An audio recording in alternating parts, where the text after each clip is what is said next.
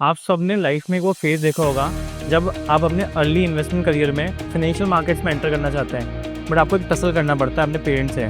Tussle कि आपको अपने फाइनेंशियल मार्केट्स में करियर बनाना है, ना कि सीए बनना है, ना कि डॉक्टर बनना है। टसल कि आपको अपना पैसा बैंक एफडी में नहीं, फाइनेंशियल मार्केट स्टॉक्स में, म्यूचुअल फंड में डालना है। ऐसी एक सिमिलर कहानी के बारे में आज बात करेंगे।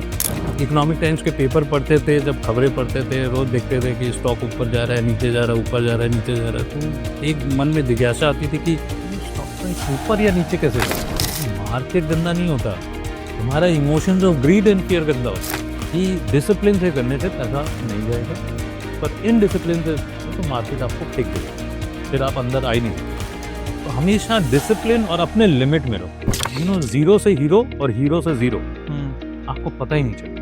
टेंशन वाला जिंदगी मत लो।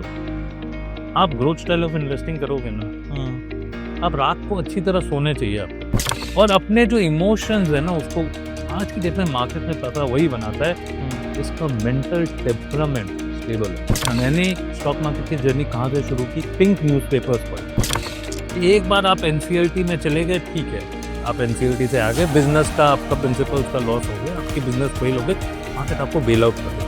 दूसरी बार अगर आपके उसका भाव जीरो ही होगा, दूसरी बार मौका नहीं देता है। एक तो don't try to become rich very quick. Okay, ये तो दिमाग से निकाल ही दीजिए कि स्टॉक मार्केट में आए हैं तो आप तुरंत अमीर बनना चाहते हैं।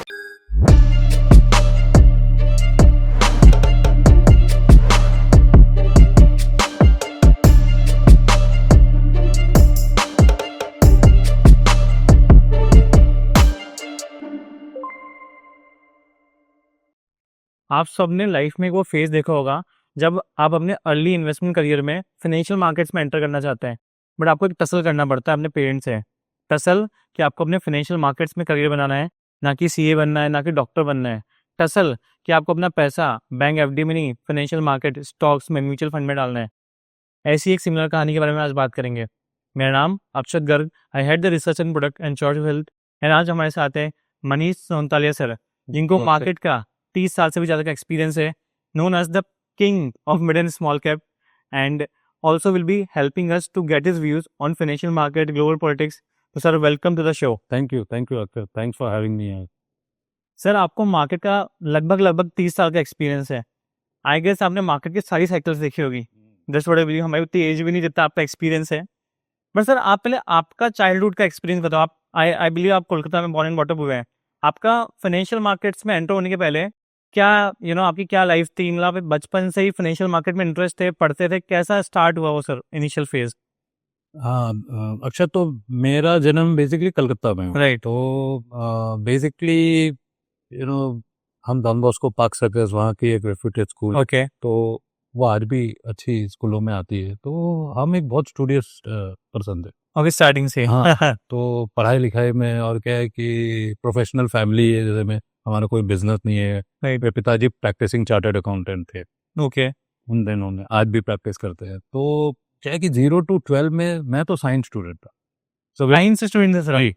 तो और मुझे फाइनेंशियल मार्केट के बारे में कोई आइडिया नहीं था। ठीक है। Zero idea. हाँ। तो क्लास 10 के बाद हम या तो कॉमर्स लेते हैं या साइंस लेते हैं। राइट।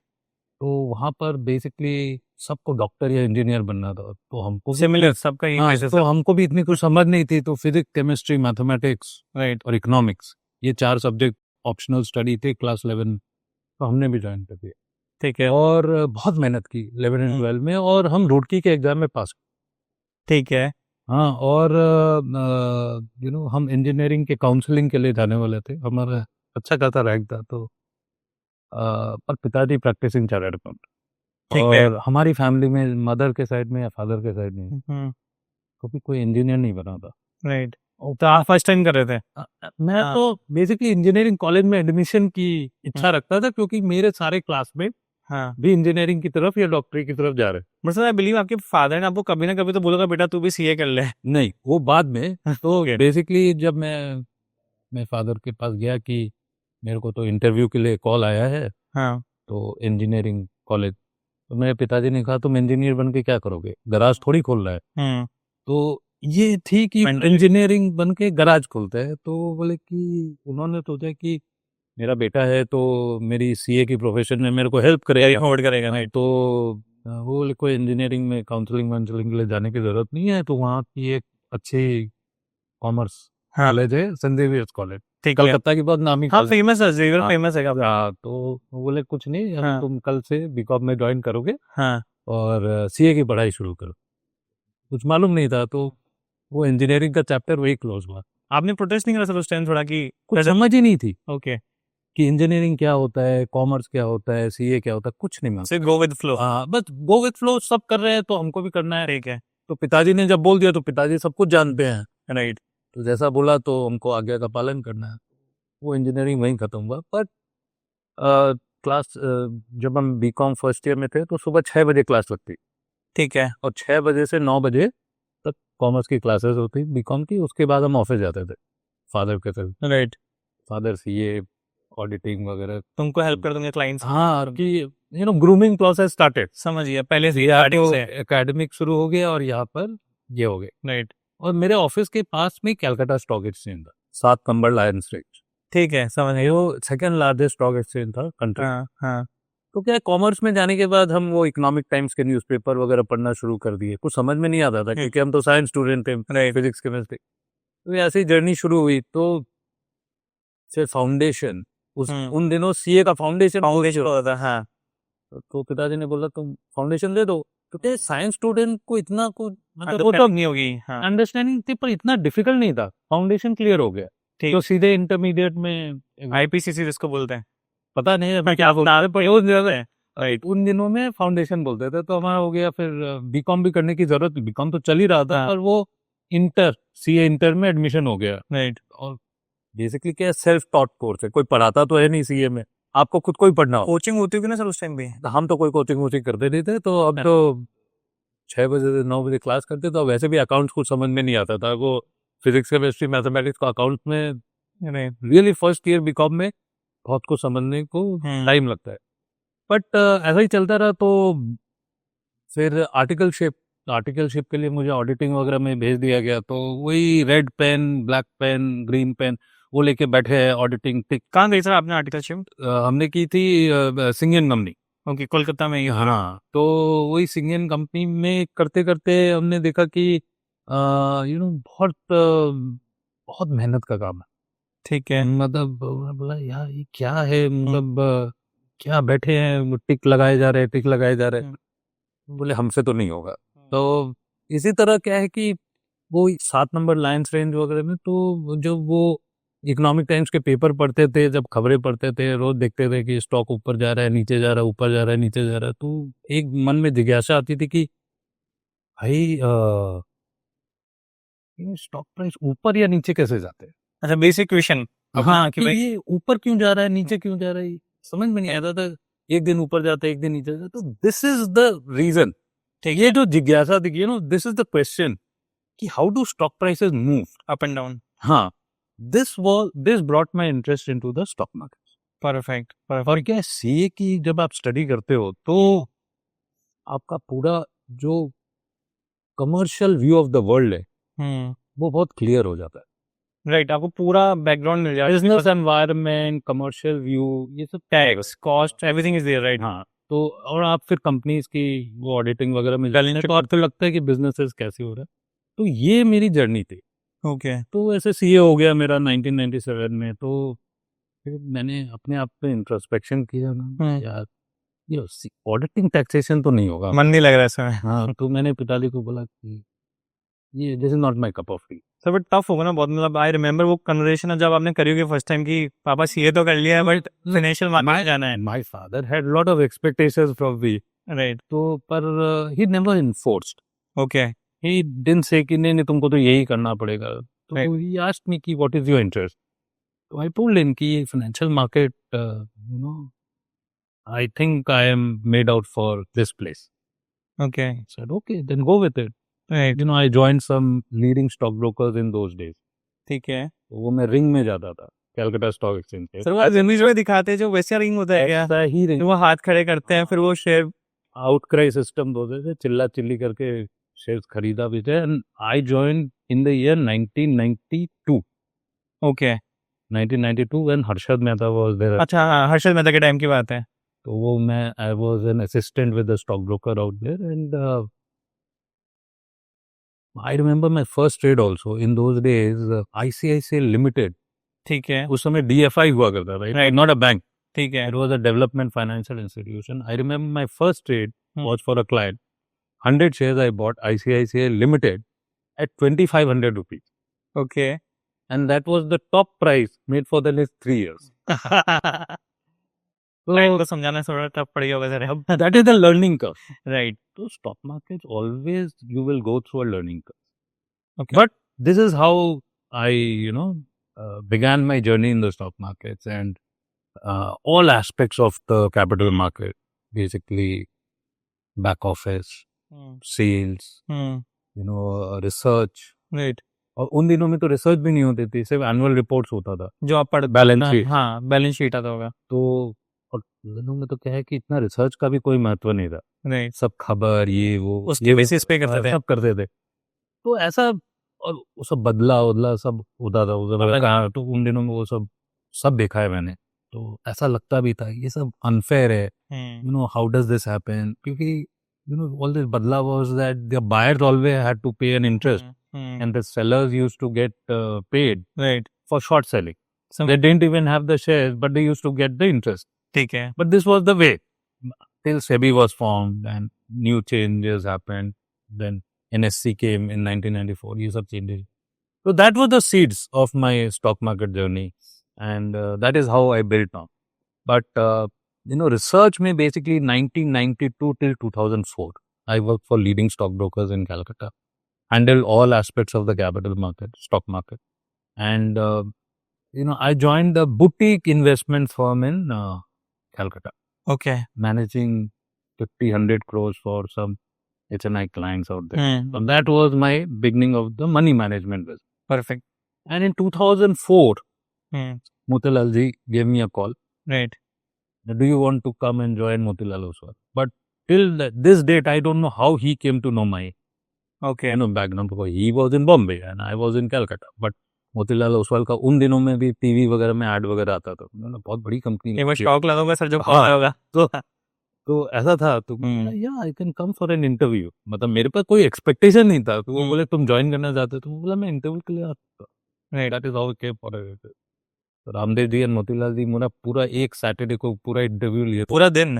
हाँ, ऑलमोस्ट पूरा दिन. मैं 9 बजे बॉम्बे आया था. हाँ. सेंटा क्रूज एयरपोर्ट से बजाज भवन में ऑफिस थी. हाँ. सैटरडे का दिन था और मैं शाम को 7 बजे गया. तो बजाज भवन पे ही था. तो सर इंटरव्यू में रिपोर्ट लिखी, कोई एनालिसिस दिया, क्या मतलब क्या हुआ इंटरव्यू में? मोती क्वेश्चन तो कौन सी कंपनी तुमने देखा है, जैसे कि कैलकाटा में तो सब कैलकाटा सेंट्रिक कंपनीज का ही रिसर्च. तो रामदेव जी ने बहुत पूछा था. उन दिनों में बलरामपुर चीनी बहुत चल रहा था. तो मैंने बलरामपुर चीनी पर वो बलरामपुर चीनी पर मुझे एक घंटा तक सवाल पूछा कि क्यों तुमको ये चीनी अच्छा लगता है, चीनी का डायनामिक्स क्या है, ये है वो है. तो बहुत रिगरस. अच्छा, आपने एक कंपनी बोली, उन्होंने एक हाँ, पूरी उसमें हाउ व्हाई बलरामपुर चीनी. अच्छा, उन्होंने पूरा व्हाट व्हाई हाउ सब पूछ लिया. और फिर मोतीलाल जी भी पूछा. तो ऐसे ये पूरा जर्नी था. तो सिर्फ 2004 में मैं 2 सूटकेस उठा के बम्बई से कलकत्ता से बम्बई जाके. ठीक है. क्योंकि यहाँ पर ना तो मेरे फादर के साइड में किसी ने बम्बई नहीं देखा था. मदर के साइड में भी किसी ने बम्बई. आप फर्स्ट टाइम बॉम्बे आए थे? First time Bombay. ठीक है. और मैं एक पेइंग गेस्ट में रहता था नरिमन पॉइंट के बगल में. प्राइमरोज कोर्ट है. ओके. तो वो 5th फ्लोर में रहता था. उषा मेहता, क्योंकि वो वॉकिंग डिस्टेंस था बजाज भवन से. और यहाँ के ट्रेन में मैं नहीं चढ़ सकता था, मतलब मुझे तो गिरा देगी. अच्छा, पहले ऑफिस उस साइड होगा मोतीलाल का? नरिमन पॉइंट बजाज भवन उधर ही रहता था. इंग्लिश में रहा 1-1.5 साल. That is the journey. Motilal Oswal में first I join the research. उनकी रिसर्च रिटेल डेस्क बहुत बड़ी थी. ओके. ये वो द पायनियर्स इन फ्रेंचाइज. किसी ने पहले स्टॉक ब्रोकिंग में फ्रेंचाइज नहीं बनाई थी. कलकत्ता में भी सब ब्रोकर्स थे, वो में डायरेक्ट क्लाइंट्स में डील करते थे. कभी फ्रेंचाइजी नहीं है. फ्रेंचाइजी रूट का जो माइंडसेट है वो पहली बार मैंने मुंबई में इनके आई थी, मोतीलाल के अंदर. और वही आज की डेट में मेरे हिसाब से सबसे बड़ा स्ट्रेंथ है उस कंपनी का. समझा. जैसे नेटवर्क तब से बिल्ड करा. 2000 टाउन्स एंड सिटीज में अगर आप अपने आपको एंट्रेंस कर लिए, उसको अंडू करना बहुत डिफिकल्ट है. एंड वो उसको इनपुट्स देने के लिए जो रिसर्च और स्ट्रैटेजी का जो इनपुट था वो उन्होंने मुझे वहां पर प्लेस किया। सर आपके साथ टीम थी पूरी, आपके अंडर लोग थे, कैसा था? 2 जन थे, अच्छा। बस 2 ही जन थे और हम करते थे। तो 2004 अक्टूबर में मैं ज्वाइन किया एंड 2006-7 तक यही चला। रोज सुबह मॉर्निंग मीटिंग होती थी, आइडियल वाई हाउ। अच्छा, रोज हो रही है मीटिंग? रोज बजाज और में पूरी डेस्क बैठती थी, आइडियाज वगैरह डिस्ट्रीब्यूट होते थे with reason, so that they use to convey those reasons to clients and they use to buy. And तो इसी तरह चलता रहा। तो एक दिन मोतीलाल जी ने, नॉट मोतीलाल जी, रामदेव जी ने 2007 में बोला कि जब क्लाइंट हमारे रिकमेंडेशन से पैसा बनाते हैं तो why don't we manage money on a discretionary basis. ठीक है। This was the beginning of the PMS journey at Motilal. अच्छा, वो फर्स्ट टाइम स्टार्ट हुआ कि जब उन्होंने शुरू किया था 2003 में, he was the fund manager. तो रामदेव जी राम इन्होंने अक्टूबर आई थिंक मार्च 2003 में एक स्ट्रैटेजी शुरू किया था और उन दिनों पीएमएस के बारे में कोई कुछ नहीं जानता था। डिस्क्रेशनरी मनी मैनेजमेंट वही 50-100 करोड़ से शुरू हुआ था 2003 में। मैंने 2007 में उन्होंने बोला कि तुम अब रिसर्च तो कर ही रहे हो, you come this side, PMS side.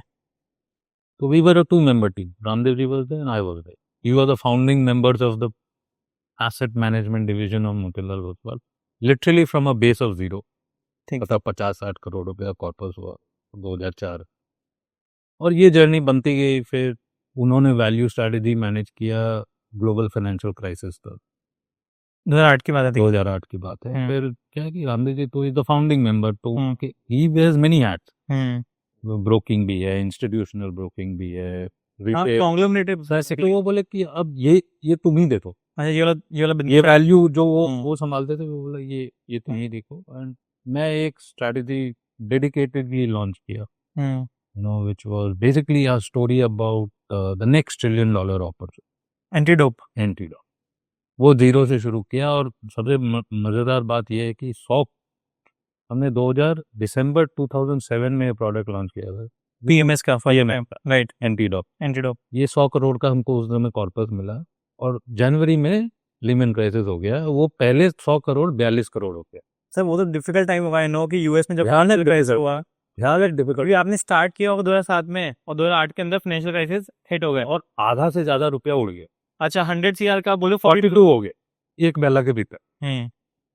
तो ये आप सोच सकते हो। बट यही है कि जो प्रोसेस से हमने लॉन्च किया था, वो जो प्रोसेस से डिप्लॉय कर रहे थे, हमने क्लाइंट को बोला कि देखिए मेरे हिसाब से तो आपको इतना पैनिक नहीं करना चाहिए, ठीक है, and you should stay put. जिन्होंने रिडीम कर दिया वो तो आज भी बोलते हैं तुम तो नुकसान करा दिया, और जिन्होंने होल्ड किया वो मतलब 20 गुना हो गया फ्रॉम 2009 टिल 2018, 18 गुना। पर सर इजी नहीं रहा होगा, मतलब मान लीजिए आज मैं पीएमएस का क्लाइंट हूँ, मैं 25 लाख की लिमिट थी, 12 लाख की लिमिट थी उस टाइम। अच्छा, 5 लाख उस टाइम 5 लाख की लिमिट थी। पहले 10 था, फिर सेबी ने 5 लाख कर दिया 2008-9 के बारे में। हाँ, हम तो घूमते रहते थे 5 लाख का टिकट, 5 लाख का, राइट, क्लाइंटों के पास जाते थे कॉर्पोरेट। वैसे ही तो सर अगर आप 5 लाख डाल रहा हूँ फर्स्ट टाइम एक रिस्क इन्वेस्टमेंट में, और सर आप मुझे 6 महीने बाद 8 महीने बाद बोले कि अक्षय तेरा 5 लाख का 1.5 लाख हो गया, 1.5 लाख हो गया, तो सर मेरा इन्वेस्टर बहुत डिफिकल्ट वही है। तो what helped me was my experience in seeing the market volatility during my Calcutta reach. I started quite early. From 1992 till 2004, I saw a lot of up and down. हमने हर्षद मेहता भी देखा 1992 में और केतन पारिक भी देखा 2000।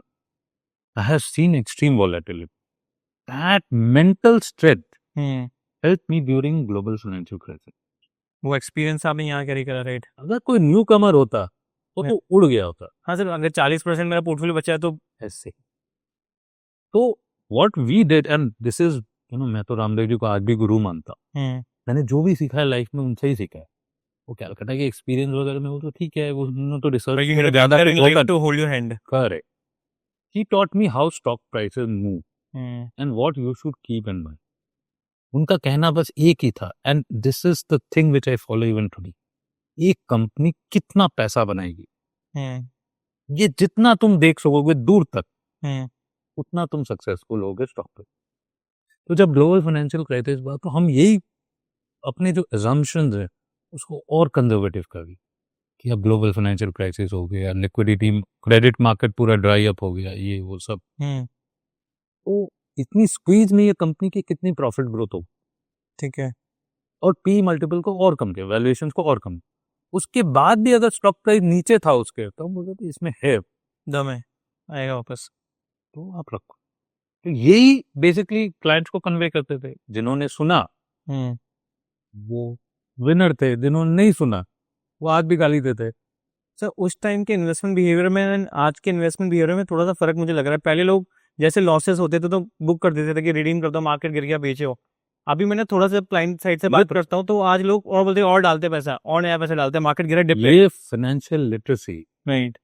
ये I tell you the regulators की बहुत बड़ी हाथ है। जो जो रिटेल की जो मैच्योरिटी मैंने देखी है, मतलब मोतीलाल 2004 से 2025, मतलब 20 साल में रिटेल इन्वेस्टर है become extremely smart. He does not get carried away by volatility in the market. Previously used to going with the flow. Right. FI बेच रहे हैं तो बेच दो, उसमें वैल्यू है कि नहीं है कोई मतलब नहीं, बेच रहे बेच दो, राइट। जब वो लेंगे तो हम ले लेंगे।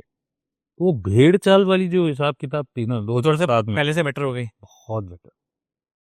लोगों को उसको फाइनेंशियल लिटरेसी आप बोलोगे, म्यूचुअल फंड सही है and all of that.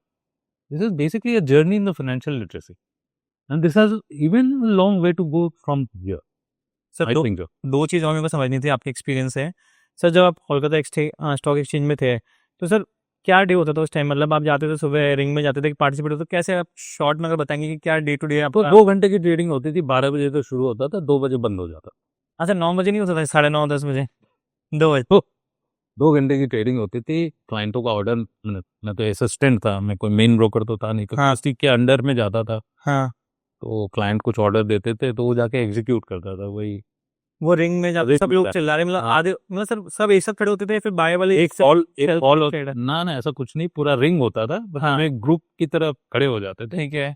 और पूरा एक stock exchange Calcutta stock exchange का बहुत बड़ा रिंग होता था, तो उनमें बाइंग भी हो रही है, सेलिंग भी हो रही है, वो एक आर्ट था। राइट, सब तो- चिल्ला चिल्ला हाँ, प्राइस उसके बाद वो ट्रेड्स होते थे 4 बजे, सबका मैचिंग होता था। मतलब जो बाई सेल ट्रेड्स है हाँ। वो सेंट्रल कंप्यूटराइज सिस्टम में जाता था, दोनों ब्रोकर का मैच होता था, नेक्स्ट डे कंफर्मेशन पूरा शीट आता था, तो आपका ट्रेड हो गई। अच्छा 15 दिन, हाँ, फिर पहले तो 1 महीने का सेटलमेंट होता था, फिर 15 दिन हुआ, तो वो 15 दिन में डिलीवरी होती थी, फिर वो फिजिकल डिलीवरी होती थी, तो उसमें वो बैड डिलीवरी हो जाती थी। शेयर सर्टिफिकेट मिलता होगा हाँ, आपको? Share certificate with transfer deed, और उसको ट्रांसफर कराना एक अपने हिसाब में एक अलग ही दुनिया थी ना। वो बैड डिलीवरी का चक्कर, आपने पैसे दे दिए, आपके पास शेयर आ गया, आपने कंपनी को ट्रांसफर करने के लिए भेजा, सिग्नेचर मिसमैच होके वापस आ गई, वो पूरा जर्नी। तो back office was major part of the time as oppose to just 2 hours of trading. तो but you came to know what is what, and this is how the whole systems in stock exchanges follow. जब electronic trading 1994 में introduce हुआ, when NSE came in, NSE was a whole lot of resistance. सब physical होता था, outcry system था, तो many brokers resisted. But as I said, everything happens for a better change, and this whole system underwent a change, and rolling settlement and this and that, said compulsory demat, so things became better, but fundamentals तो वही हुआ था। Fundamental आज भी वही है, पहले भी वही था। हाँ, पर यही मैं बोलूंगा कि in those days there was less focus on research, okay, information basis पे। हाँ, more focus on news information, less focus on research.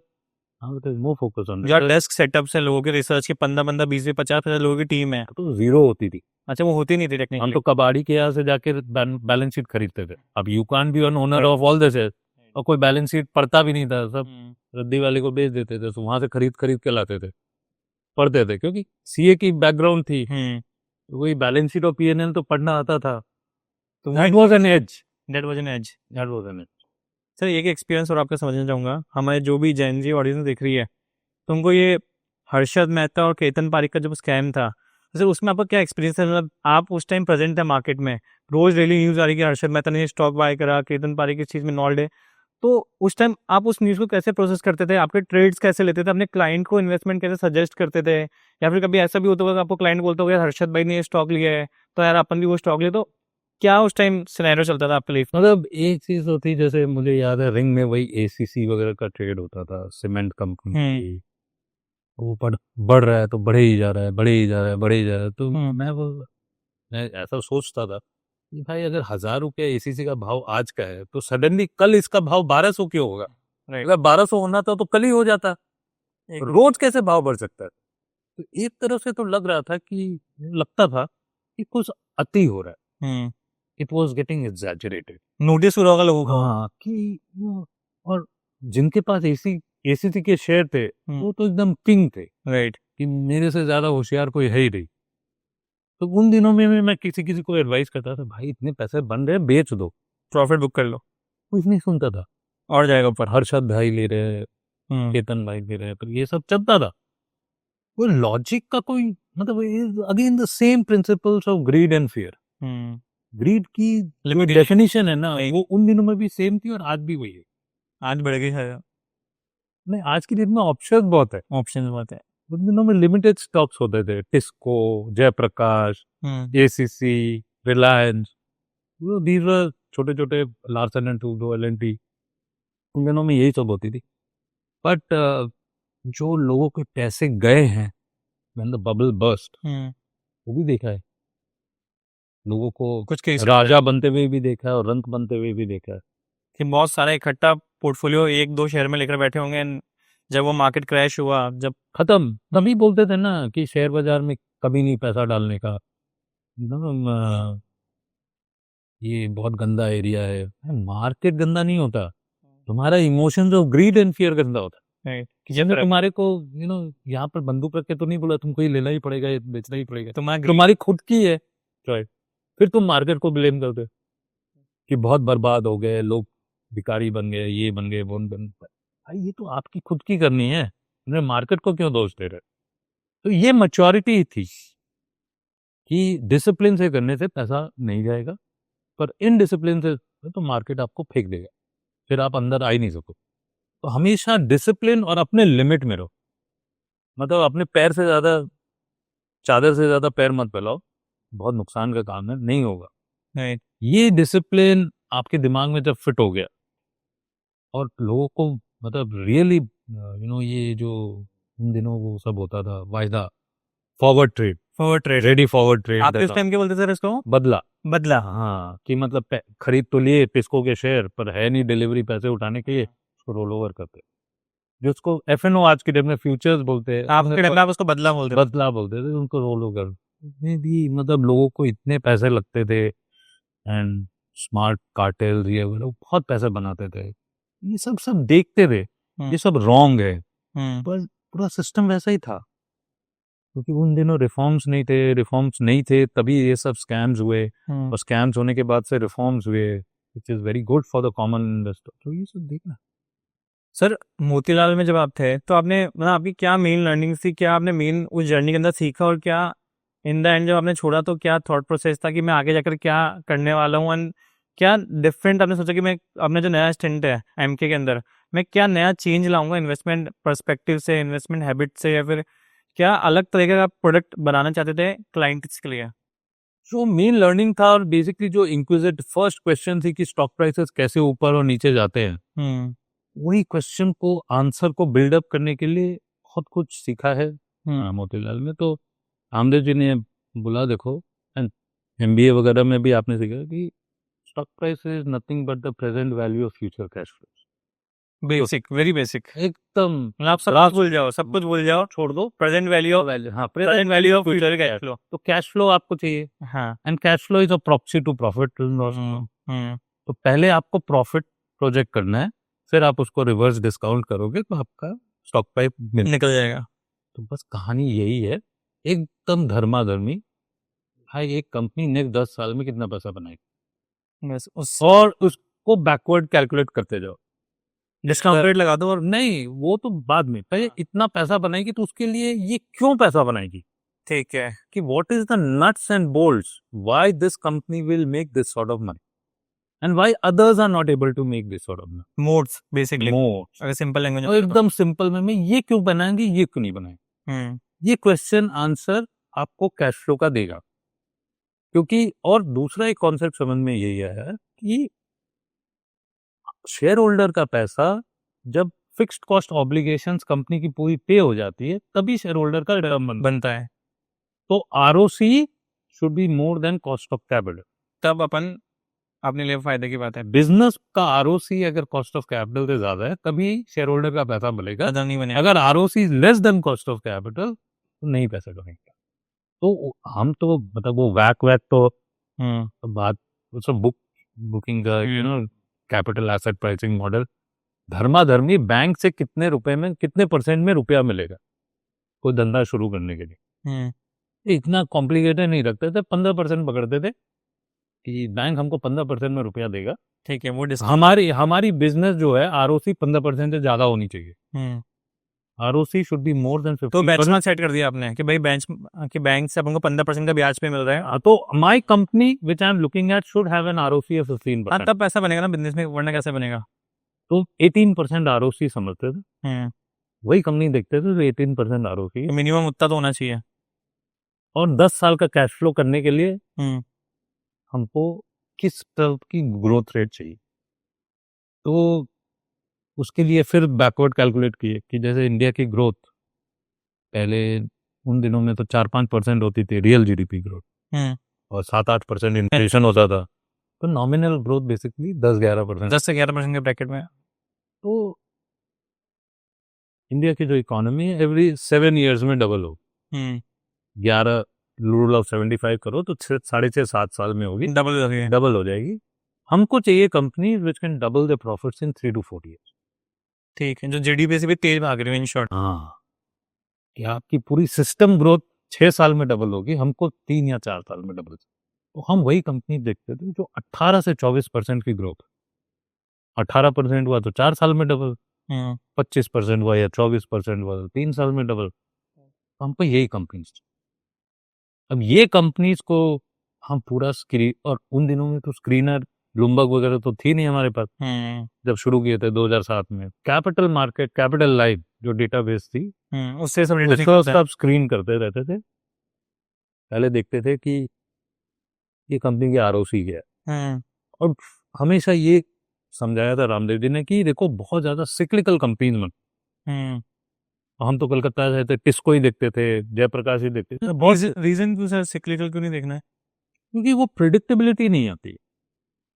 आपको ये मालूम है इंडिया ग्रो हो रही है तो यहाँ गाड़ियां बिकेगी, ठीक है, एयर कंडीशनर्स बिकेंगे क्योंकि इतने 100 करोड़ जनता है, ये सब है अंडर पेनिट्रेशन। बट स्टील बढ़ेगा कि नहीं बढ़ेगा, क्योंकि इंपोर्ट भी होता था, चाइना का डोमिनेंस बढ़ रहा था। तो ये सब जो डीपली सिक्लिकल है, ये ग्लोबल सिक्लिकल्स में हमको प्रिडिक्टेबिलिटी का कोई आशय नहीं। We were dependent on somebody else. यहाँ पे आपको लग रहा है ग्लोबल मार्केट की डिपेंडेबिलिटी है on certain products, right, and we don't have an edge, उसको we are subject to the vagaries of the global. डाल के कोई फायदा, उसमें जीरो से हीरो और हीरो से जीरो आपको पता ही नहीं चलेगा। क्या ये ग्लोबल सिक्लिकल्स को हम नहीं देते। स्टील, कॉपर, आयरन ओर, बहुत कंपनी छूट भी गई थी, जैसे उन दिनों में सेसा गोवा, ये सब बहुत चलते थे, बट आप बहुत पैसा आप मिस कर देते होंगे पोर्टफोलियो में, जानबूझ करके मिस कर रहे कि नहीं चाहिए, हमको नहीं समझ में, हाथ डालना ही नहीं है। हाँ, JSPL वो 10 रुपए का स्टॉक सब 20,000 रुपया हो गया था, ऐसा ही कुछ आ रहा था, जबरदस्त पैसे बन रहे, तो हमको तो नहीं समझ में आता, हम दूर से देखते थे। तो यही समझ में आता था कि देखो अभी गाड़ियां तो एक थी, 1000 आदमियों में एक गाड़ियां बिकती थी, और इंडिया की इनकम बढ़ रही है लोगों की, तो गाड़ी तो खरीदेंगे, जो रोटी कपड़ा मकान है उसके बाद एक गाड़ी खरीदने की आशा, एस्पिरेशन जिसको बोला जाए, वो सब के कारण structural themes in India content वही दिखते हैं। राइट सर, आपने जैसे एक एग्जांपल बताया कि कुछ कंपनीज आप जानबूझ के मिस कर देते हैं और उनका प्राइस बहुत अच्छे होते होंगे, तो सर ऐसे मोमेंट्स आए होंगे आपके पास कि आपका क्लाइंट बोलता होगा, हाँ? यार ये कंपनी आपने मिस कैसे कर दी, मेरे पास वाले ब्रोकर ने, मेरे पास वाले क्लाइंट ने, तो मेरे दोस्त ने तो लिए, उनका पैसे बन गया, उस टाइम सर क्लाइंट के बिहेवियर को आप कैसे मैनेज करते हो? क्योंकि हमारे पास सेम चीज़ आज भी होती है कि हम भी ये ट्राई करते हैं कि भाई कोई हेयर वायर जगह पैसा नहीं डालना, हो सकता है वो हेयर वायर एकदम सडनली आपको प्रॉफिट्स बना के दे दे, राइट? तो सर उस टाइम आप कैसे ये चीज़ क्लाइंट की तो एक्सपेक्टेशन मैं यही बोल रहा था क्लाइंट को, देखो the path to heaven is not through the fix number of stock. आप सेसा गोवा से भी राजा बन सकते हो, आप पेज इंडस्ट्री से भी राजा बन सकते हो, आपको पैसे दोनों में मिलेंगे, पर आप सब स्टॉक्स तो नहीं ले सकते ना। आप 15, 20, 25, 30, और ये हमेशा बोलते थे, और ये मैथमेटिकली प्रूव्ड है कि 25 से 30 स्टॉक से ज्यादा डिवर्सिफिकेशन करना नहीं चाहिए, क्योंकि आउट ऑफ कंट्रोल हो जाता है। हमेशा चीज कंट्रोल में रहनी चाहिए। तो क्लाइंटों को तो ये देखा था 150, 200 स्टॉक, उन दिनों में तो फ्लेवर था 150 स्टॉक, पोर्टफोलियो में 150 कंपनियां हैं, 200 कंपनी, तो कोई फायदा नहीं है 25-30 कंपनी लिख के। कॉन्सेंट्रेटेड हाँ, कॉन्सेंट्रेटेड इनफ डाइवर्सिफिकेशन है 25-30, you don't need to own more. You may want to own some of them, which Navin Fluorine था उन दिनों में, बहुत तेज हो गया, या सेसा गोवा हो गया, या जेएसपीएल हो गया। तो मैं बोलता था बजाज फाइनेंस है मेरे पास, पेज इंडस्ट्रीज है मेरे पास, तो ये देखिए इसमें ही पैसे बन रहे, इसमें ही पैसे बन रहे, आप चूज कर लीजिए। That is how use to manage client, क्योंकि client is always right, customer is king. Customer को आप डिफरेंट व्यू पॉइंट देंगे कुछ नहीं, you can only place your point of view and then try to feel whether he is accepting your view और not. उसमें sir दो scenario होंगे, कुछ customers must have believe the story जिसमें आप अपना कन्विक्शन रखते हैं, देन कुछ ऐसे भी होंगे कि जो बोलते हैं नहीं यार हमको थोड़ा हॉट स्टॉक चाहिए, दे विल बिलीविंग, राइट? हाँ, तो मैं यही बोल रहा था, देखो पीएमएस में when you come you will get it right. जैसे बजाज फाइनेंस 2009 में लिया, वो 100 गुना 150 गुना हो गया। तो मैं बोला देखो, जब आप पीएमएस में मेरे को रुपया देते हो ना, तो अगर कंपनी की 18 से 24% ग्रोथ आ रही है, एंड आई कैन सी कि नेक्स्ट 5 साल 10 साल तक ग्रोथ आ रही है, I am controlling your temptation of greed and fair. आप अपने पास सेसा गोवा लोगे ना, तो एक वन टाइम प्रॉफिट में आप बेच दो। यहाँ पर मैं आपको बेचने ही नहीं दूंगा ना, क्योंकि पावर ऑफ अटॉर्नी तो आप मेरे को दे रखे हो, तो मैं तो बेचता ही नहीं हूँ। माई चर्न रेट वॉज ओनली 10-15%। तो मैं तो यही लोगों के सामने, देखो बहुत ज्यादा बाइंग एंड सेलिंग करोगे ना, तो ब्रोकर कमाएगा, आप तो नहीं कमाओगे, ब्रोकरेज और टैक्स दोनों लगा। बस। तो ये पहले तो ये समझाने की कोशिश करता है कि लॉन्ग टर्म कैपिटल गेन्स को आप इंकॉर्पोरेट करो अपनी investing culture. Short term capital gain से आपको इनकम मिलता है, एक्साइटमेंट मिलता है। अगर रियल वेल्थ क्रिएट करना है तो आप बोरिंग वे ऑफ इन्वेस्टिंग करो, बस पढ़ते रहो and try to feel whether company में। और मैं ये समझ गया था 100% कि growth investing in India will work. Ramdev ji ने बहुत अच्छी तरह समझाया था, ये कॉन्ट्रा, डीप वैल्यू, ये सब इंडिया में नहीं चलेगा। अच्छा, क्यों सर, क्या है? हाँ, एनी रीजन फॉर दिस बायस? 100%। उसमें बायस यही है कि उन दिनों में जो कंपनियां लिस्टेड थी, 2/3 of companies those were traded in those days, and even today I think to a very large extent don't even earn cost of capital. Okay. 15% ROC से ज्यादा 2/3 of companies जो stock exchanges में listed है, 2/3 of them don't even earn 15. Then how they are surviving? तो why should shareholders give? तो जब आप Contra deep value करते हैं ना, आपका फेयर वैल्यू सपोज है 50, तो वो कंपनी 20 रुपीज हो गई, तो definitely it's a deep value, आप बाय तो कर लोगे, एंड देन फिर आप वेट करोगे कब ये 50 हो तो मैं बेच दूं, कब ये 50 हो तो मैं बेच। You will sit at the edge of your chair, और निकल जाएगा। निकल जाए। तो मैं ये बोल रहा हूँ कि आप ऐसा टेंशन वाला जिंदगी मत लो। आप ग्रोथ स्टाइल ऑफ इन्वेस्टिंग करोगे ना, आप रात को अच्छी तरह सोने चाहिए आपको, ये सुनना नहीं। हाँ, मतलब ऐसा टेंशन वाला जिंदगी दी तो कोई फायदा नहीं है। तो that life is going to be short. You should buy in such a way that money works for you and there is no hurry for you to sell. If you can't sell it on one day, you can sell it the next day. Not like a deep value investing, आपने 20 रुपए में ले लिया, एक दिन के लिए 50 हुआ, फिर 20 हो गया, अरे बोला आपने तो छूट गया, बस वो तो गया था। तो यही है कि deep value Contra 1 in 10 will work. Sir इसमें एक आर्गुमेंट क्या हो सकता है कि सर मार्केट में अलग अलग फैक्टर्स अलग अलग मार्केट साइकिल के हिसाब से काम करते हैं। कुछ टाइम ऐसा हो सकता है कि ग्रोथ एज अ फैक्टर ही काम नहीं कर रहा है, right? Right, there can be some period may be 6 months 9 months, I don't know, but उस फेज में सर फिर how you will justify your clients की मैं पैसा क्यों नहीं बना पा रहा हूँ, राइट? बिकॉज वो फेज में भी सर क्लाइंट एक्सपेक्ट करेंगे और मे बी ग्रोथ स्टाइल नहीं चल रही है, हो सकता है मोमेंटम चल रहा हो सकता है कॉन्ट्रा चलो इनके उस टाइम, राइट? तो उस टाइम में सर मतलब उस टाइम पे क्लाइंट को समझाना करना, या फिर आपका भी पोर्टफोलियो का परफॉर्मेंस ड्रैग होता है, then how do you manage it? So you are absolutely right that there are various styles of investing in markets, and no one style works at all points in time. Sometimes technical will work, sometimes value will work, sometimes growth will work, sometimes deep value will work.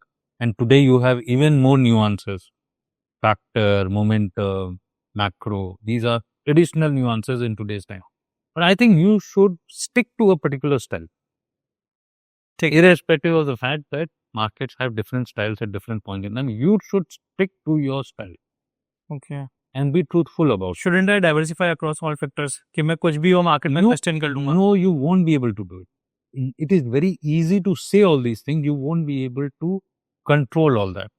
And I can tell you with some degree of certainty, in every bull market or every bear market, in every bull market, 7 out of 10 stocks will go up and 3 will go down. In a bear market, 3 will go up and 7 will go down. True. You have to find those 3 and 7. Okay, If you are a long only investor, which I am, I don't understand any other style of investing. I don't believe in long short and all. It's beyond.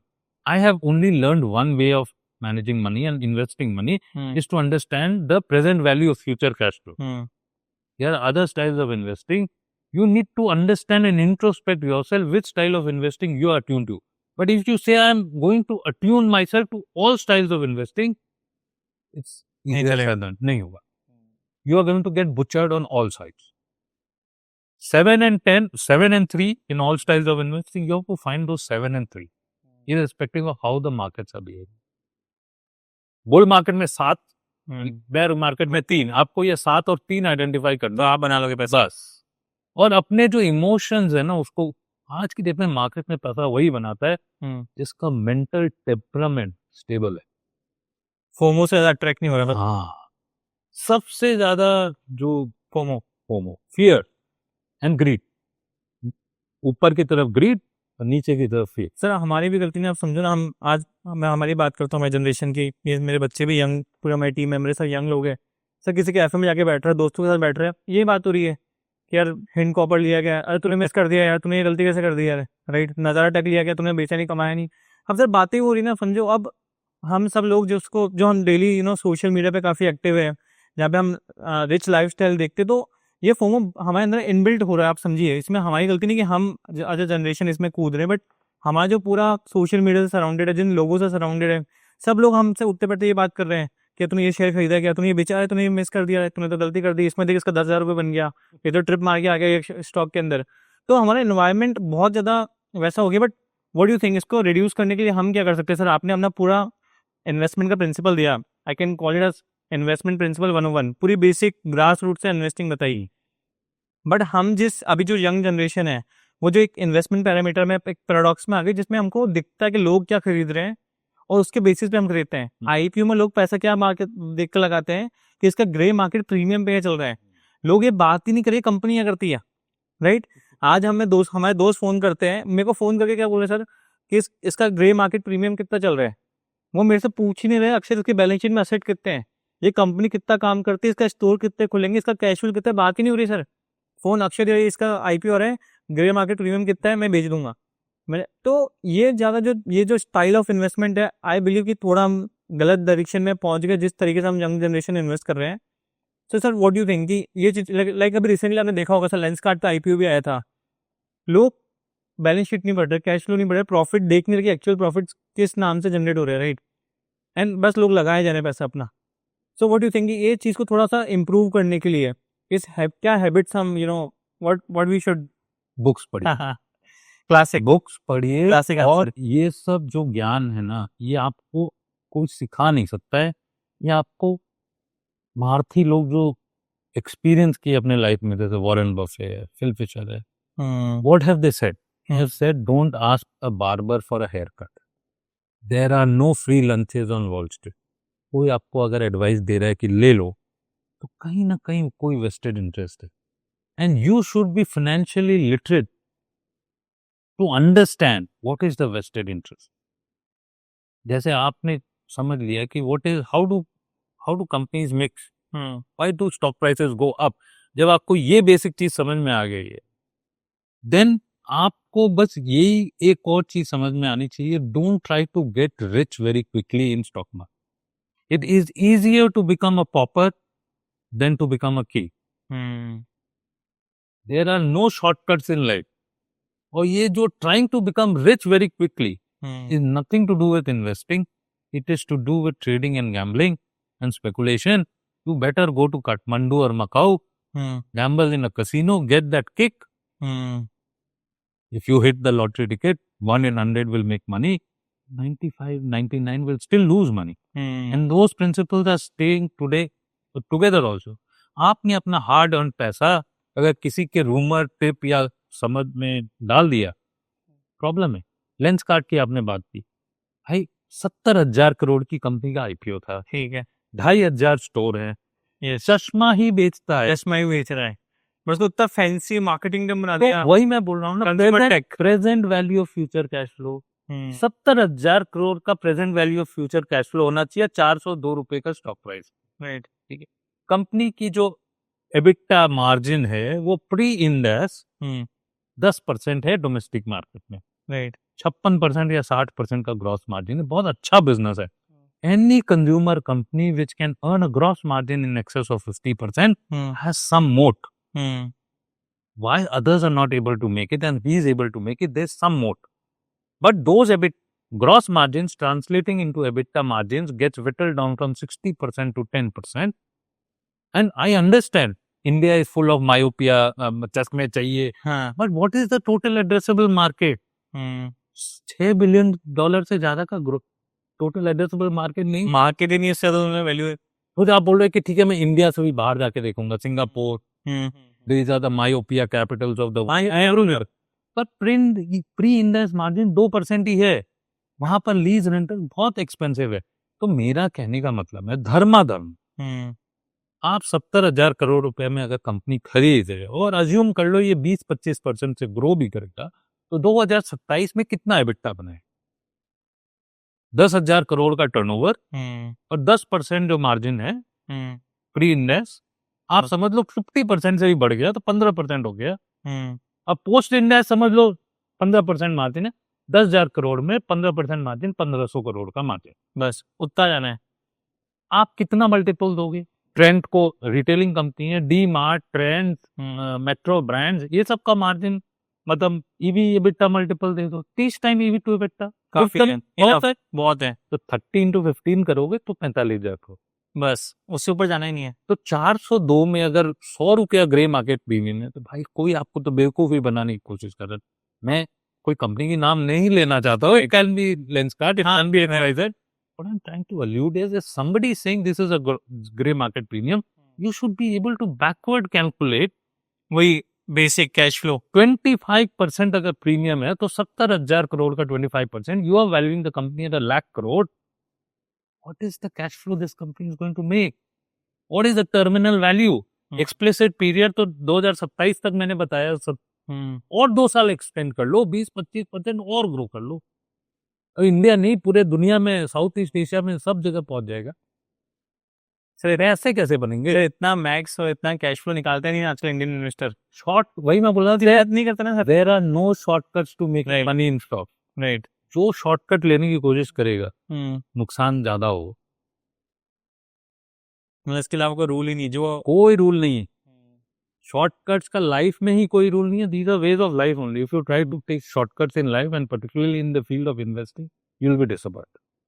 Sir अभी आप books की बात कर रहे थे, तो sir आपकी personal 3 favourite books है आप रिकमेंड करेंगे हमारे इन्वेस्टर्स को, जाकि जिनसे उनका बेसिक बने और थोड़ा उनको समझे कि मार्केट्स कैसे वर्क करते हैं, how do they start their investment journey, या फिर किस तरीके से स्टॉक पिकिंग करनी चाहिए। राइट, तो सर पहले अपन आप ये बताइए आपके बेस्ट 3 बुक्स कौन से हैं। दूसरा कि कोई क्लाइंट को अपनी इन्वेस्टमेंट जर्नी स्टार्ट करनी है, राइट, उसके बाद 1 लाख रुपए पड़े हैं, वो बोलता है भाई मुझे अपना पोर्टफोलियो बनाना है 1 लाख, 2 लाख, 5 लाख, कोई भी अमाउंट, तो क्या सर जीरो टू मतलब क्या बेसिक से स्टार्ट करने का क्या प्रोसेस है? तो 2 ये क्वेश्चन इंपॉर्टेंट है। देखिए, जब मैं एकदम नॉविस था, मैं अपनी जर्नी बता रहा हूँ, हाँ, मैंने स्टॉक मार्केट की जर्नी कहाँ से शुरू की? पिंक न्यूज़पेपर्स पढ़ के। पिंक न्यूज़पेपर है वही सब पिंक कलर के रिटेलर, हाँ, pinkish colour, right, economic time, business standard, financial express, यहाँ से शुरू हुई। उसमें बहुत ज्ञान है। आज की डेट में तो वो सब आपको ऐप में मिल जाएंगे, उसमें है। और अगर आप बाइबल फंडामेंटल एनालिसिस, देखिए टेक्निकल्स के बारे में तो मैं जीरो जानता हूँ, मैं जानता हूँ technical analysis is one of the ways to create money in markets, but मुझे 200D मूविंग एवरेज के अलावा और कुछ नहीं आता। मैंने फंडामेंटल एनालिसिस किया है और मुझे यही समझ में आता, Bible of fundamental analysis is Benjamin Graham, intelligent investor. इतनी बड़ी हो गया सर वो। हाँ, इतनी मोटी किताब है। ओके। आपको अगर आप ठीक से पढ़ेंगे तो 6 महीना तो लगेगा समझने में। समझने में 6 महीने लगेगा। 6 महीना लगेगा अगर आप जीरो से शुरू कर रहे हो, और वो पढ़ पढ़ के आपको प्रैक्टिस करना पड़ेगा। हाँ, मतलब यूनिक से पढ़ लिया, सिर्फ पढ़ लिया कुछ नहीं होगा, एप्लीकेशन करना पड़ेगा। There is a learning curve to everything, even in theoretical. Difference in आप MBA कर लिए, CA कर लिए, ये सब बुकिश नॉलेज है। इसको आपको प्रैक्टिकल वर्ल्ड में इम्प्लीमेंट करना है, तो वो लर्निंग कर्व तो जाएगा, मतलब आपके पैसे लगेंगे, पैसे लगेंगे तभी आप कुछ सीखेंगे। थ्योरेटिकल एक्सेल शीट में करके कोई फायदा नहीं है आपको एक्चुअली उसमें तक। तो कॉमन प्रॉफिट्स, अनकॉमन, ये भी Phil Fisher and Benjamin Graham, right. ये दोनों बाइबल। इसके अलावा फिर आप अपनी जर्नी पढ़िए, जितना पढ़ेंगे उतना आप ये दोनों एक बार आपका बेस सेट करेगा। अगर आपको फंडामेंटल एनालिसिस में कोई मतलब जर्नी शुरू करनी है, you should start from these 2 books. And Warren Buffett की जो लेटर्स है, because he is the epitome of fundamental analysis, he has told you how you should look at the world. Berkshire Hathaway के जितने भी starting से letter है, ये सब बोलते हैं, पर कोई पढ़ता नहीं है। से बोलते हैं, पढ़िए, उसमें बहुत ज्ञान छपा हुआ है। और आप बोलोगे वो तो अमेरिका में बैठकर कर रहा है, यहाँ तो इंडिया में डिफरेंट नहीं है। वो भी ह्यूमन बीइंग है, ये भी ह्यूमन बीइंग है, वहां भी इन्वेस्टिंग का सेम प्रिंसिपल, यहाँ भी इन्वेस्टिंग का। आपको बस को रिलेट करना है कि कैसे, how do things happen. Perfect. These are the 3 book. उसके बाद आप पढ़ते रहिए, जैसे कंजम्पशन में ये Rama Bijapurkar, she is a queen of consumption. Okay. मतलब इंडिया में consumption, if you have to get a handle on in the local context, मतलब इंडिया के context, read her. And more you read, more enrich you. There is no shortcut to reading. So पढ़ना ही पड़ेगा। You will become more intelligent. आपके chances of success become much better हो जाएंगे। Sir एक सबसे important चीज, sir MK किस तरीके से अपना पोर्टफोलियो बिल्ड करता है? क्या USP आपके प्रोडक्ट्स में, स्ट्रेटेजीज में, जो आप बोल सकते हो सीना रोके यार ये मैंने प्रोडक्ट बनाया है, ये जो USP मेरा है, this is something I am creating a very fundamental thing for investor. So what do you think, आप MK की क्या स्ट्रेटेजी बताना चाहोगे? क्या USP कंपेयर टू अदर जहाँ जो लोगों के पास नहीं है? देखिए, प्रिंसिपल्स ऑफ इन्वेस्टिंग मैंने समझाया उनको। तो जीरो से मोतीलाल में भी शुरू किया था। जब मैं 2023 में छोड़ा तो we were managing close to 20,000 crore in alternates, PMS से नहीं आया। So I think, and this is basically 19.5 years at Motilal. And with a successful track record, we were able to deliver compounding every 4 years broadly. 19 years में 14-15 years तो पक्का out performance था, 3-4 था। Covid के आसपास वो अंडर परफॉर्मेंस भी था, आपको हर समय पीरियड में आउट परफॉर्मेंस नहीं मिलेगा, but on an overall basis you will be able to create alpha of 3-4% if you follow. Same principles we have built out here. And I'll tell you these very simple principles. First of all, don't compromise on management quality. Okay, पढ़ना है। हाँ, नहीं पढ़ना नहीं है, ये क्या है, क्वालिटेटिव है। इसको मैनेजमेंट क्वालिटी का क्या डेफिनेशन, कि मैनेजमेंट चोर है कि नहीं है चोर, right, that is the whole point. इसको हमने क्वांटिफाई किया। कैसे सर? तो क्या है कि देयर आर सर्टेन ट्रेट्स जहां हमको रेड फ्लैग दिखते हैं मैनेजमेंट, जैसे कि मिस एलोकेशन ऑफ कैपिटल। ठीक है, कि आपको मोटरसाइकिल बनाना आता है, आप बना रहे हो साबुन, अच्छा अलग ही हुई चीज एकदम। भाई what is your right to win in. और मैंने लाइफ में एक ही चीज समझा है कि एक कंपनी का एक ही प्रोडक्ट बिकता है। ITC का सिगरेट बिकता है, उनका फियामा डिविल्स नहीं बिकता। फोटे उनका वो एक कंपनी का एक प्रोडक्ट में वो किंग होते हैं। हिंदुस्तान यूनिलीवर का सर्फ बिकता है, पर उनका पेप्सोडेंट नहीं बिकता है, कोलगेट का ही टूथपेस्ट बिकता है। ये लाइफ की लर्निंग। तो अगर आपको हीरो होंडा में मोटरसाइकिल बिकता है ना, आप गाड़ियां मत बनाइए। अगर आप गाड़ियां बनाते हैं तो वो miss allocation of capital, core business से अलग नहीं है, मत करनी। दूसरा, आप बहुत ज्यादा लेवरेज मत करिए। मतलब आपकी डेट इज टू इक्विटी आप 2.5 टाइम्स कर रखे, बहुत ज्यादा है। बहुत ज्यादा, मतलब आपकी कोर इक्विटी से ज्यादा आप लेवरेज करो, ये सब रेड फ्लैग्स। फिर आप अपनी कंपनी का शेयर को प्लेज करके आपकी होल्डिंग दूसरे कंपनी फॉर्म कर रहे हो, मार्केट कभी वैल्यूएशन नहीं देगा। मेरा तो ये है कि आपको इंश्योरेंस बेचना आता है, आपको इंश्योरेंस में आप उस कंपनी की इक्विटी को प्लेज करके वहां से कैश फ्लो लगा के आप रियल एस्टेट बना रहे हो। घुमाने बेसिकली इन शॉर्ट। आपके पास है नहीं पैसे, पर आप वही कंपनी का आप लेवरेज मत करो, प्लेज मत करो आप कंपनी का शेयर, ये सब नहीं चलता। फिर कॉर्पोरेट गवर्नेंस, कॉर्पोरेट गवर्नेंस मतलब आप बैलेंस शीट P&L को स्मूदन करने की कोशिश कर रहे हो, डेप्रिसिएशन के रेट्स को ऊपर नीचे टिंकर करते हो। Okay, profit and loss. हाँ, P&L अकाउंट मैनेज करना, राइट, कभी जिस साल में प्रॉफिट दिखा रहे हैं उसमें थोड़ा कर रहे हो। ये जो आप अकाउंटिंग प्रिंसिपल्स को चेंज करते रहते हो ना टू सूट योर P&L, ये सब गड़बड़ है, ये सब करनी नहीं चाहिए। वो दिख जाएगा, वो दिख जाएगा तो ना, ये सब जब होता है ना तो हम उनको रैंक्स देते हैं, ये सब एट्रीब्यूट्स में दे मैनी लेवरेज, फिर कॉर्पोरेट गवर्नेंस के इंस्टेंसेस। और मैं एक चीज जानता हूँ कि मार्केट आपको एक बार माफ करता है, वापस नहीं करेगा, दूसरी बार नहीं माफ करेगा। एक बार आप एनसीएलटी में चले गए, ठीक है, आप एनसीएलटी से आगे बिजनेस का आपका प्रिंसिपल्स का लॉस हो गया, आपकी बिजनेस फेल हो गई, मार्केट आपको बेल आउट कर दे। दूसरी बार अगर आपके उसका भाव जीरो ही होने, दूसरी बार मौका नहीं देता है। तो आपने कितनी बार you have approach the sick companies और एनसीएलटी ये वो, तो इस तरह मार्क्स देके एट्रीब्यूट्स देते हैं, वो रैंक करते हैं। ठीक है, तो इससे मैनेजमेंट इंटीग्रिटी समझ में। क्लैरिटी आ जाती है उस पर। और मैंने ये देखा है कि मैनेजमेंट एक तो बिजनेस क्वालिटी और एक मैनेजमेंट क्वालिटी, इसमें कोई कॉम्प्रोमाइज नहीं होता। करना ही नहीं है। तो बिजनेस क्वालिटी क्या है, ROC should be more than cost of capital, structural होनी चाहिए, बहुत ज्यादा सिक्लिकल नहीं। और मुझे तो ये हो गया। एंड मैनेजमेंट क्वालिटी में एब्सोल्यूट इंटीग्रल मैनेजमेंट। और मैं ये जानता हूँ कि ये management should always be thinking about growth, sir, in good times और बैड टाइम। ये सब क्वालिटी फैक्टर ना, आज मेरी बात सुनिए, आज मैं आपको समझाता बताओ ना जरा। हूँ कि ग्रोथ का कैसे आप देखोगे कि गुड टाइम्स हो हाँ, तो आपको, लेट्स से बैड हाँ, टाइम्स हो ठीक तो है। आपको अपना एबिटा मार्जिन डिफेंड करना है। ठीक है, you are thinking about growth, no, पूरी कंपटीशन उड़ जाएगी, पर आप अपनी एबिटा मार्जिन को प्रोटेक्ट करोगे, you are thinking about growth. And when you are in good time you should expand volume growth, absolute growth. तो आप कंसोलिडेट करो जब times are bad in defending your margins, and when it is a you build on expansion. So you management, they should have a growth mindset and management should be absolutely integral. इसमें sir मेरा एक छोटा सा argument है। Let's say मेरी कोई company XYZ करके है, आप ऑफिस आए हो, मैनेजमेंट में, मैनेजमेंट का पार्ट हुआ, मेरे से मिल रहे हो। सर मैं 2 घंटे की मीटिंग में आपको ग्रोथ के सपने दिखाऊंगा ना, मैं आपको 2 घंटे में आपको ये प्रूव करा दूंगा कि मैं इस कंपनी में बहुत ज़्यादा इंटरेस्टेड हूँ, मैं कंपनी को नेक्स्ट लेवल पे लेके जाऊंगा, तो मैं सर अच्छी बात करूंगा, नेगेटिव थोड़ी बात करूंगा। 100 आप 2 घंटे की मीटिंग में कैसे जज करोगे कि मैं अच्छा इंसान हूँ या फिर मेरे 2 घंटे की मीटिंग तो लास्ट में आती है, पहले तो आपको बैकग्राउंड चेक करना होमवर्क है। हाँ, और सबसे खास बात है कि आप एम्प्लॉय लोग से बात करिए, उस कंपनी के एम्प्लॉय लोग से, पर्टिकुलरली पास्ट एम्प्लॉय से बात कीजिए, वो आपको मोर ऑफन देन नॉट ना क्लियर पिक्चर दे देंगे। कोई कंपनी अगर सही है ना, उसका पास्ट एम्प्लॉय उस कंपनी के बारे में सब बता देंगे, अच्छा ही बोलेंगे। ओके। वो कंपनी वो छोड़ चुका है, पर वो कंपनी अगर ठीक है ना तो वो कंपनी के बारे में गलत नहीं बोलेगा।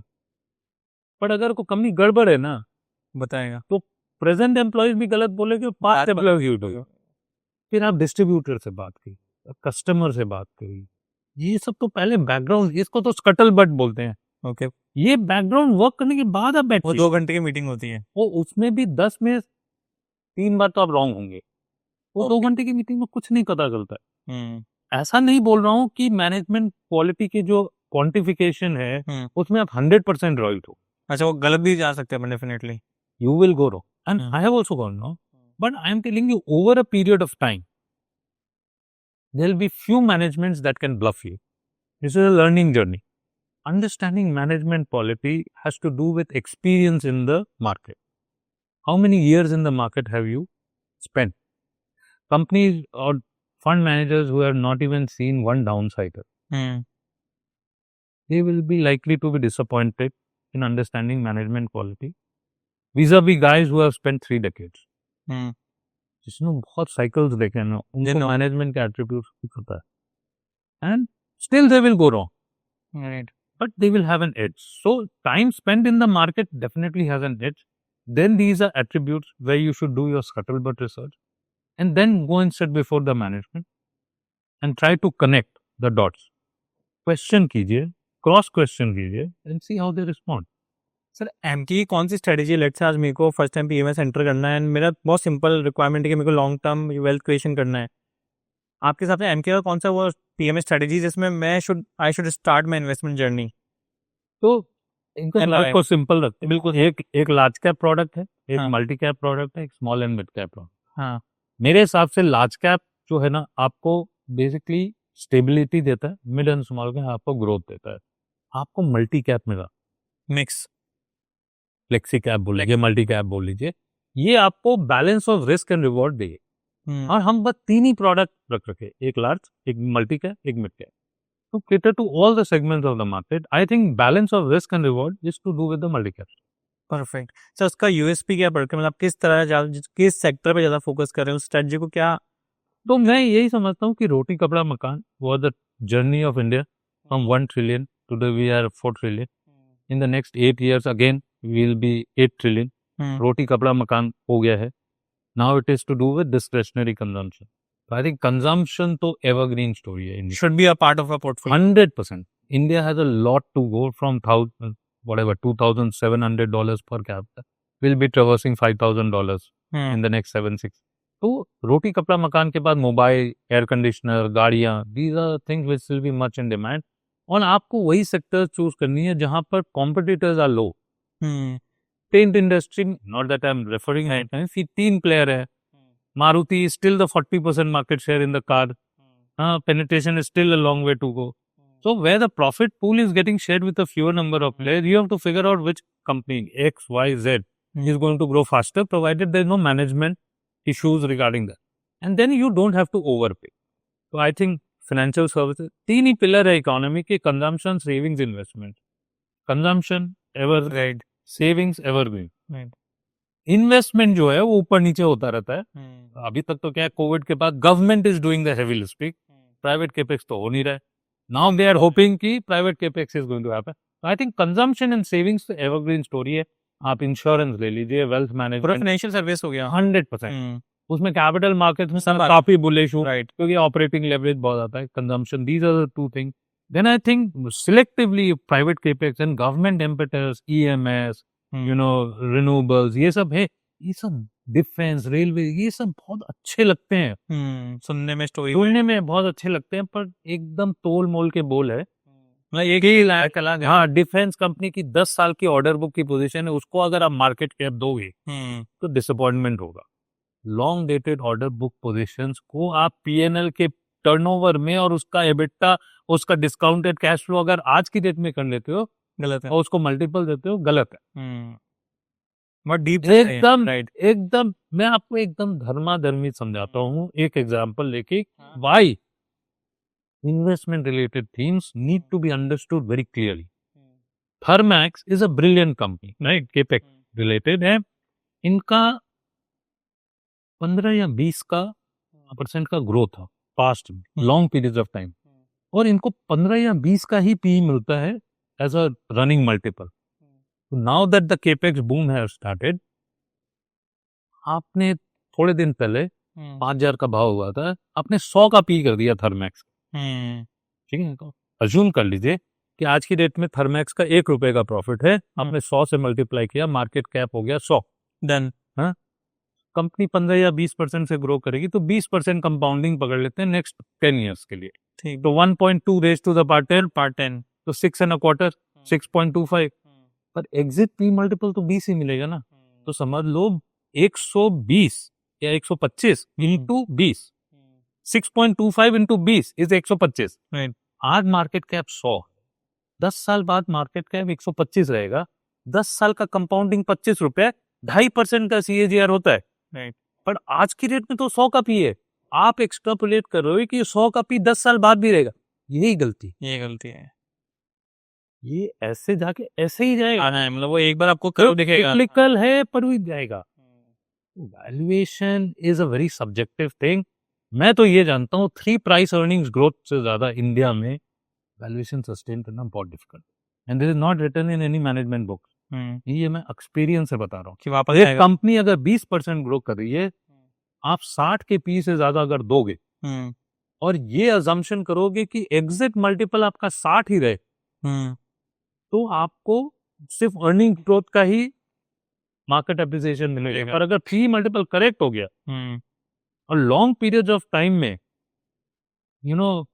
अगर इकोनॉमी ग्रो करी है 10% nominal, 3 times system growth rate, मतलब 30% ग्रोथ सस्टेन करना और लॉन्ग पीरियड ऑफ टाइम बहुत difficult. Laws of gravity takes its toll. 30% sustainable तो बहुत डिफिकल्ट है। यही इंडिया की इकोनॉमी अगर चाइना की तरफ 15-20%, मतलब जो 10% रियल अगर ग्रो करे तब बात अलग। तब ये तो 6-6.5% ही ग्रो करेगा ना। उसमें आपने ट्रेंड को 200 का पी दे दिया, क्यों जरूरी है 100% से ग्रो, पर गिर गया ना, 100% आ गया ना, come down. Laws of gravity takes it toll. But आपने जब एग्जिट पी मल्टीपल को एक्स्ट्रापोलेट कर देते ना, वही गलती होती है।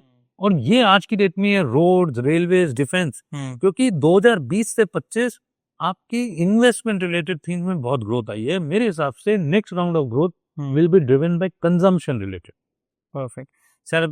ऑन अ एंड नोट, हमें यंग इन्वेस्टर से वीडियो देख रहे हैं, क्या एक छोटी सी एडवाइस आप उन इन्वेस्टर्स को देना चाहेंगे जो अपना मार्केट्स में अभी रिसेंटली एंटर हुए हैं and they are looking for a very good advice that you can provide to them? एक तो don't try to become rich very quickly. Okay. ये तो दिमाग से निकाल ही दीजिए कि स्टॉक मार्केट में आए हैं तो आप तुरंत अमीर बनना चाहते हैं, बहुत ज्यादा जल्दी गरीब बन जाएंगे। एक डिसिप्लिन वे से अगर आप इन्वेस्ट करें, अगर नए इन्वेस्टर है तो पहले म्यूचुअल फंड से शुरू करें, लार्ज कैप म्यूचुअल फंड से शुरू करें, फिर ओवर 2-3 साल बाद आप मल्टी कैप करें, फिर देखें वो पोर्टफोलियो में कौन से स्टॉक ले रहे हैं, थोड़ा खुद का रिसर्च करें, फिर डायरेक्ट स्टॉक्स में इन्वेस्ट करें। और डिसिप्लिन एंड रिसर्च का कोई सब्स्टिट्यूट नहीं है। ये अगर करोगे तो पैसे ही पैसे हैं इंडिया में। अभी तो जर्नी स्टार्ट हुई है, अभी तो बहुत पैसे बनने वाले हैं इंडिया में। बट मार्केट गलत नहीं है, आपका emotions of fear and greed गलत है। आपको माइंड को ट्रेन करना है। Mental temperament is the key. First of all, not to assume that this is a jackpot और a lottery ticket. Stock market 0 to 100 in a very short period of time doesn't happen. Discipline basis, there's a lot of that. Perfect. Investors, this was a classic investment 101 masterclass. I hope आप सबको बहुत पसंद आया होगा. Thank you for watching. Thank you, sir. Thank you. Investment in securities market are subject to market risk. Read all the related documents carefully before investing.